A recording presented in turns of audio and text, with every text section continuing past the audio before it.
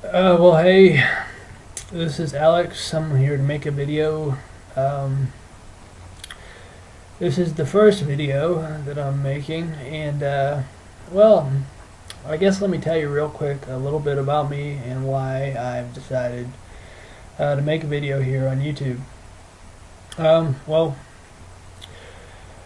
it's going to deal with sort of the unfortunate circumstance of my own life, and specifically my experience, which has been an unhappy one, with psychiatric medication, and how that has um, worked out for me. And I'll tell you right up front here in video number one that it's worked out poorly. So I don't know if I even need to go on. I think maybe I've made my point. Yeah, look at this. See, I don't look like I'm in a. I look like I'm in the kind of place where something terrible would happen. Like somebody gets their head chopped off. You know what I mean? Like I think over my left shoulder. You may see that the window has like a sheet over it, like a blanket that I've placed over it. It's kind of ominous looking, sort of weird. But when you've been dealing with what I've been dealing with for the past 20 months, sometimes that's the kind of thing that you choose to do to keep some of the light out. So what am I talking about when I'm talking about my experience with psychiatric medication? Well, the first thing I should probably say right up front is that I don't really have a lot of experience at all on camera. I don't know if this counts as on camera. I mean, I'm on video. There's not a camera. And I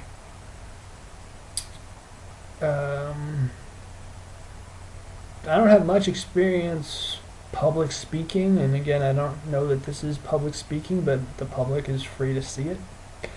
I don't hope that happens. Hopefully I can just get away with doing this quietly and for my own benefit. Still, I want to make it clear exactly what I'm doing here in the first video. And I'm going to talk real briefly about my history, because I'm going to get a chance to go into it in greater detail as I go on. I am active online, and I am active in my community to the extent that I can be, given my health circumstances, because I'm 32 years old, and from when I was 18 years old to when I was age 30, about 20 months ago, or 31 actually, because I'll be 33 next month. I was on psychiatric medication. The circumstances of my medicationing, my drugging, frankly, are sort of tragic, or they would be sort of tragic if it had happened to someone else. Because it happened to me, it's just tragic to me, and I'll get into all that. But as an introduction, what I'm specifically going to be talking about, besides just my experience in the past, which I think if anyone does find this, they'll be able to learn from, because it's very useful, and the lessons really have as much to do with people as they have to do with the drugs I was on. And so even if the drugs I'm on fall out of favor, which seems likely to happen in the future, the larger lessons will still apply. The lessons about profit, and the lessons about family, and the lessons about withdrawal. More than anything else, that last thing is the reason I'm making these videos. 20 months ago, I stopped taking psychiatric medication after being on about 20 medications. I like to say everything from A to Z, Abilify to Zyprexa. I've had maybe in excess of half a dozen diagnoses, depending upon the time, hour, day, the blouse of the psychiatrist who was evaluating me, or psychologist. There seemed not a lot of rhyme or reason in it, except in retrospect, when I look back at, okay, well, what medication was on at that time, and how is it affecting me. So I'm going to get into some of that when I talk about my past. The main reason that I'm doing this is for myself. Like I said, I don't expect anyone to see this, so it will be very useful for me to be able to track my progress by sort of being accountable to myself, and by putting it online. It's particularly easy, to track it, assuming I can keep with it. The main thrust of my issue and the story that I have to tell, I mean, there's two parts. There's the very disappointing and upsetting and just really disastrous sort of series of mistakes and errors, misjudgments, and abdications of responsibility that led to my misdiagnosis and massive over-medication throughout my entire late teens and 20s, which had the result of destroying my reputation through the side effects of my medicines, which specifically the side effects I'm referring to in this case were the side effects produced by the serotonin reuptake inhibitor that I took, which caused a huge uptick in impulsive behavior and, in my case, alcohol and later drug abuse. Though at the time of my drug abuse, street drugs, I was on so many medications it's hard to really isolate it. But I went from being a alcohol avoider who didn't care for the effect to an alcohol abuser, and subsequently sent off to rehab, where I've spent 6 months of my life in alcohol and drug rehab centers. Since I have stopped taking serotonin affecting drugs, I have no longer any alcoholic cravings. I no longer drink alcoholically. I don't drink at all as a policy, but from time to time I drink, and I have drank since in the last 20 months, and it's not been to excess.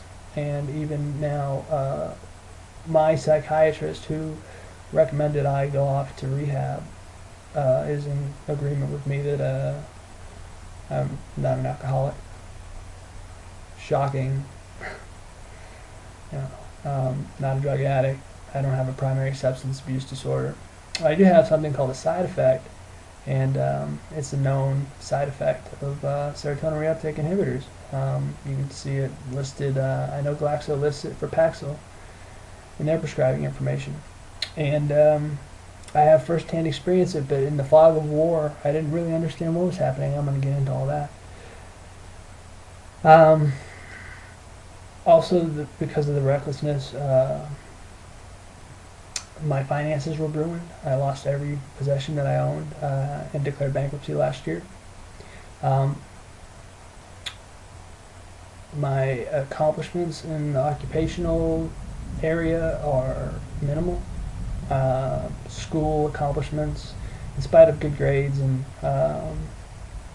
high test scores and things like that, it took me, I was in and out of college for 10 years before I graduated from university. The main reason for this was the substantial amount of hard drugs I was on. I take special care to to differentiate between street drugs and psychiatric drugs, which I refer to as hard drugs, because when I look back at the effect that marijuana, cocaine, methamphetamine, etc.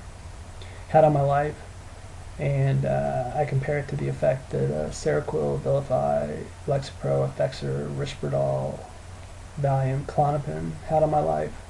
It's not a question, there's not a moment of doubt as to which are the hard drugs and which drugs cause the most havoc and destruction for me. So, as you might be able to gather from this bit of the video, my experience with psychiatry has not been a pleasant one, and I say it, with anger, but it doesn't translate onto video. But I'm 32 years old, and I'm just getting off these medications in the last year and a half. I still have health effects that haven't resolved, and the period of say 1998 to 2010 are just entirely lost to me because of the side effects of the hard drugs that I took. And I'll talk about that in general and in specifics. And the last two things I want to mention is the real thrust and reason why I'm doing this is I hope that I can do it as something of a journal. With what I'm going through right now, it would really help to post regular updates. The last thing is what the journal has to do with is something that a lot of people don't probably even know about, and that is that when you have been on drugs for a long time and you stop, it's not been a smooth road for me to even stop the madness that resulted from my drugging.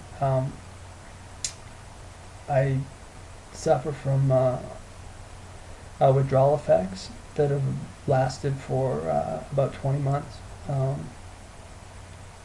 There have been moments of fairly severe